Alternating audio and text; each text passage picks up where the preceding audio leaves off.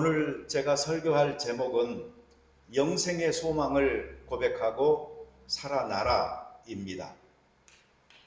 살아있는 사람이라면 누구나 소원을 갖지요?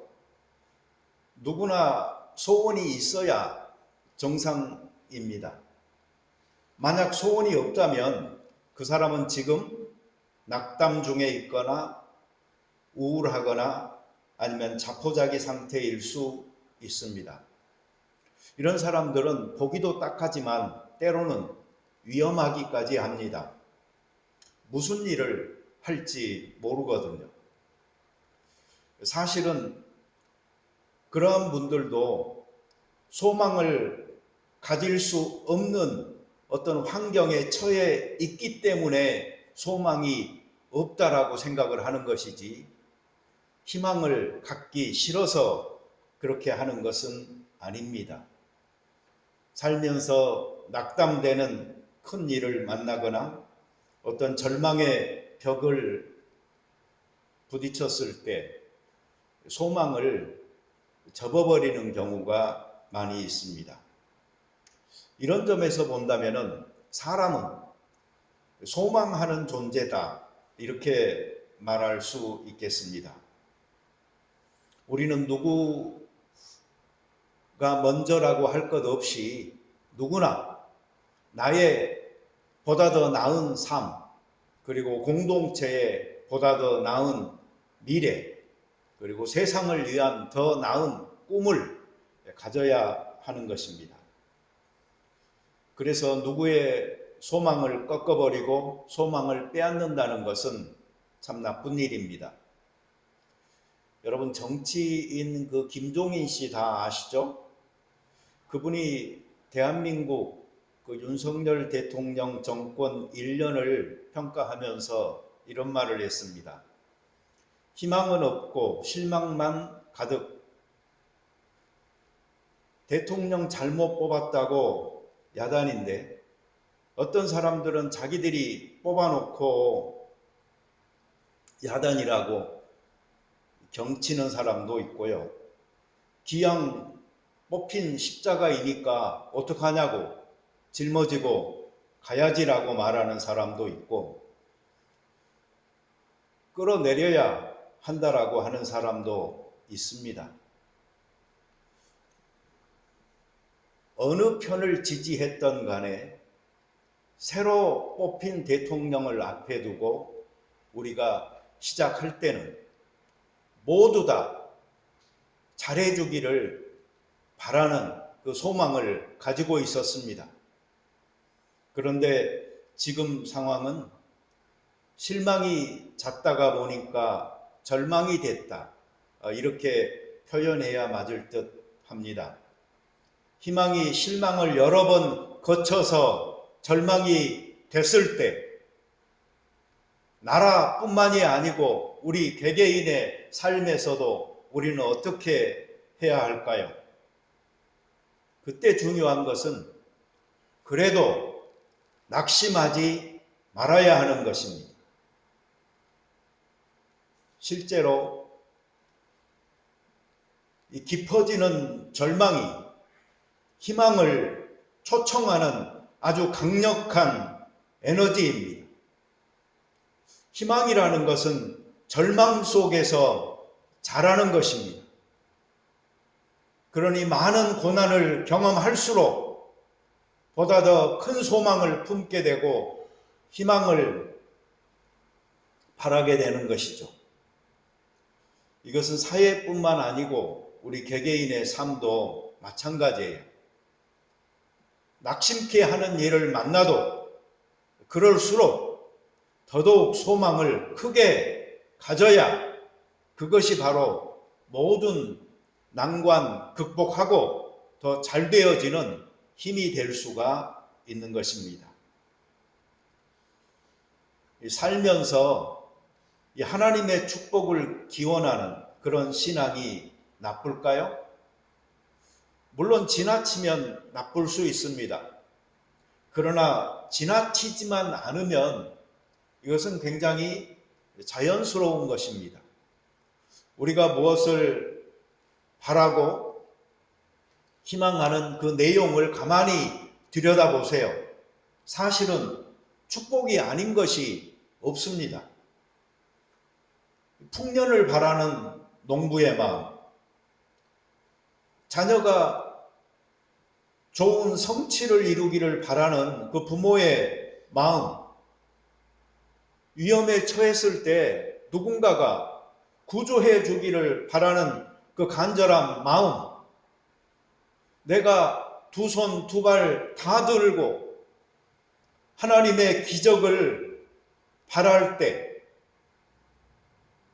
누군가가 나를 찾아와 주거나 전화라도 해 주기를 기다릴 때, 또 우리가 어떤 일들을 하면서 그 열매가 무엇일까를 소망하는 그 모든 것들이 바로 희망을 가지고 축복을 바라는 것이죠. 이런 소망도 우리에게는 필요합니다. 왜 그런가 하니 우리가 사는 이 세상이 실제적으로 이런 구체적인 소망에 매달릴 수밖에 없는 현실 세계이기 때문이죠. 그럼에도 불구하고 우리 믿는 그리스도인은 분명히 알아야 될 것이 있습니다. 베드로가 고백한 그 소망의 고백은 그 핵심이 무엇인고 하니 바로 영생이었다 하는 것입니다. 주여 영생의 말씀이 여기 계시니 우리가 네게로 가오리까. 제가 좀 정직하게 여러분에게 물어보겠습니다. 영생이 무엇입니까? 아마 우리 각자는 영생이라는 똑같은 말을 쓰면서도 서로 다른 생각을 하고 있을지 모르겠습니다. 살다 보면은 이곳저곳에서 먼저 세상을 떠나는 사람들의 소식을 접하지요. 젊은 나이든 또 나이 든 사람도 사고를 당하거나 병으로 죽게 됩니다. 그러나 나이 들어 가면서 인생에 대한 생각도 깊어져 가면서요, 사람들은 이런 생각을 하게 됩니다. 인생이 짧구나. 돌아보니까 허무하구나. 나라는 존재는 이 시간적인 제약을 넘어서지 못하는구나. 슬프다. 나는 계속 성장하고 싶고 나를 완성시키고 싶은데 내가 영원히 남을 만한, 그리고 기억될 만한 어떤 일 또는 어떤 사람이 되고 싶다. 나는 영원히 살고 싶다. 뭐 이런 생각들을 할 수가 있습니다. 그러나 이것은 성경이 말하고 있는 영생이 아닙니다. 이것은 영생의 한 자락도 아닙니다. 그러면 성경에서 말하는 영생은 어떤 것일까요? 이 세상은 영원하지 않습니다. 마지막 날이 있습니다. 그리고 그 날은 반드시 옵니다. 그러나 그것은 존재하는 모든 것들이 다 사라지는 멸절을 의미하지 않습니다. 그 이후에도 우리의 영혼은 계속될 것이며 하늘나라에서 영적 존재로 하나님의 임재와 교제라는 신성한 차원에서 살아가게 됩니다. 우리에게는 새로운 세계, 일상적인 지상의 존재를 뛰어넘는 초월적인 삶이 기다리고 있습니다. 새 하늘과 새 땅입니다. 또한 영생은 우리로 하여금 인생이라는 이 한정된 시간 내에서 뜻깊고 의미 있는 삶을 살아가는 중요성을 깨닫게 만들어줍니다. 그래서 영생을 발견한 사람들은 지금 현재 사는 내 삶의 의미와 목적에 대하여 진지하게 고민하면서 누구보다도 더 성실하게 삶을 살아가게 되는 것입니다. 그래서 영생은 죽음 너머의 삶과 죽음 이전의 삶, 그 양쪽 모두에게 소망을 갖고 살아갈 수 있도록 만들어주는 능력이 있는 것입니다. 그래서 일부 기독교인들 가운데서 천국의 삶, 그 영생을 소망하면서 마치 이 지상에서의 삶은 아무것도 아닌 것처럼 말하는 것도 틀린 것이고, 또 천국의 삶을 멀리하고 이 지상에서의 삶에 올인하여 살아가는 것도 틀린 것입니다.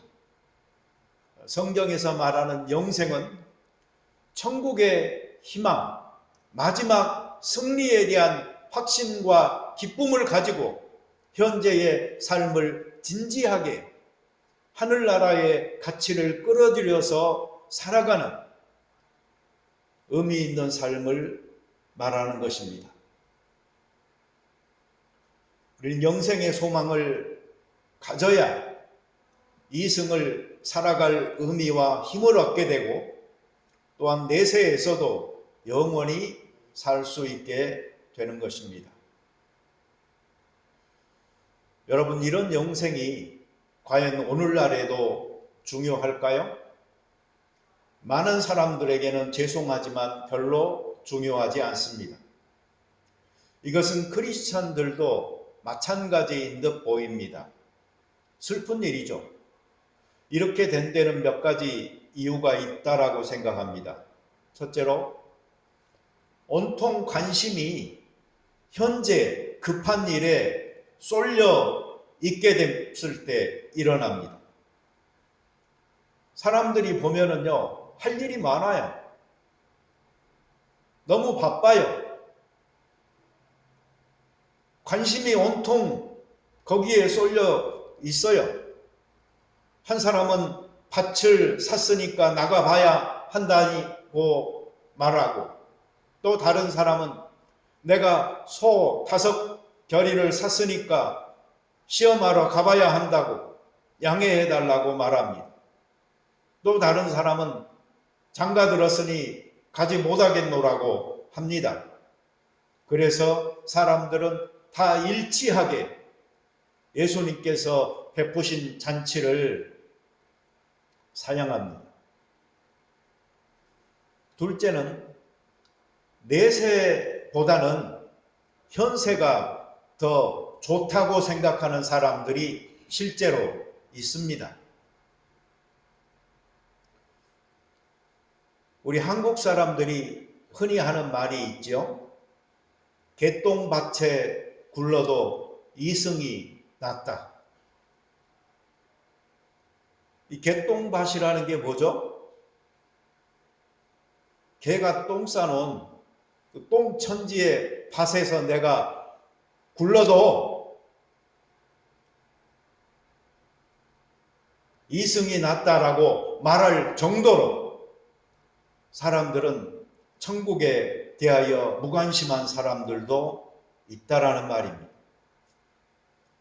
셋째로, 아직 내세는 보이지 않고 현세가 영원할 듯 생각되기 때문입니다.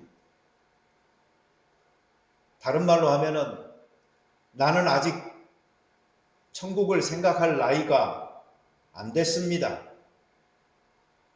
하는 말이기도 합니다. 여러분, 젊은이들만 그럴까요? 아닙니다. 노인들이 하는 거짓말이 있다고 합니다. 늙으면 죽어야지. 그 말이 바로 거짓말이랍니다.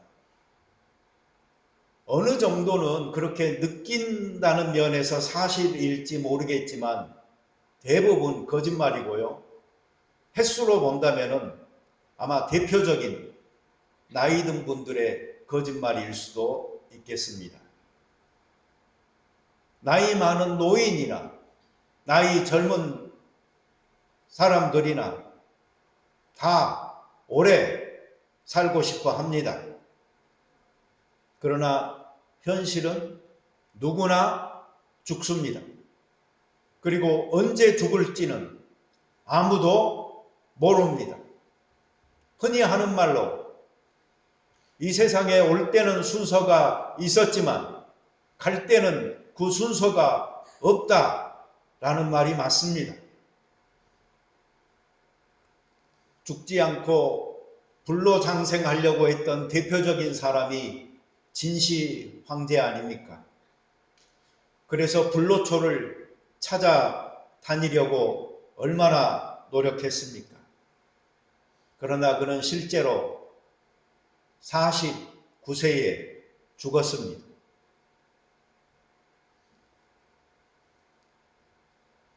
시간 없다고 말하지 마십시오. 정말 하고 싶은 일을 시간 없어서 못한 적이 있나요? 아무리 시간 없어도 정말 하고 싶은 일들은 우리가 다 하면서 살고 있잖아요.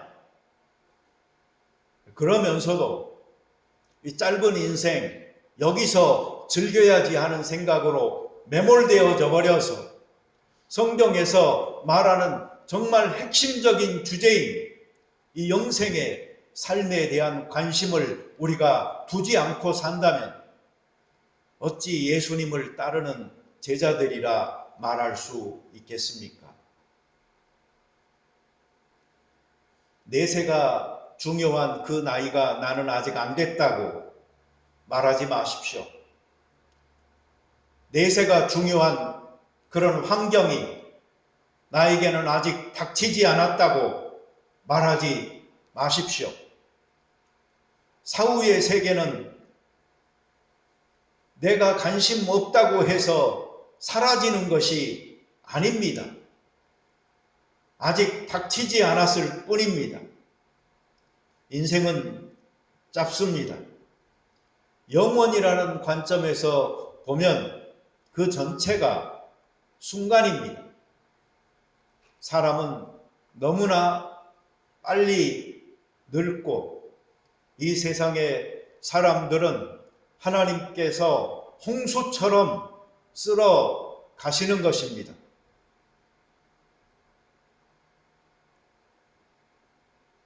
지금 모로코에서도 지진 때문에 수백 명이 죽지 않았습니까? 처음에는 200 몇 명이다라고 하더니 조금 있으니까 600 몇 명이다 하더니 이제는 지금 700 몇 명이다 말하고 있습니다.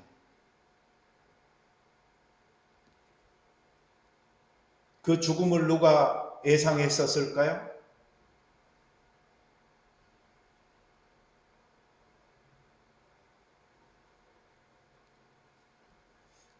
영생의 삶을 누리는 것은요, 쉽습니다.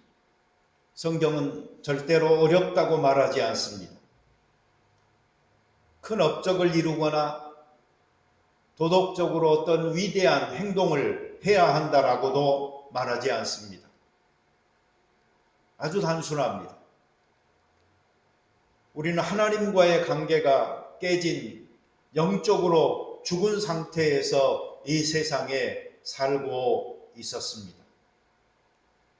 그런데 어느 날 예수 그리스도의 십자가가 내 가슴에 와서 부딪혔고 예수님을 믿고 이 십자가의 다리를 건너는 자는 하나님과 화목할 수 있게 되어졌습니다.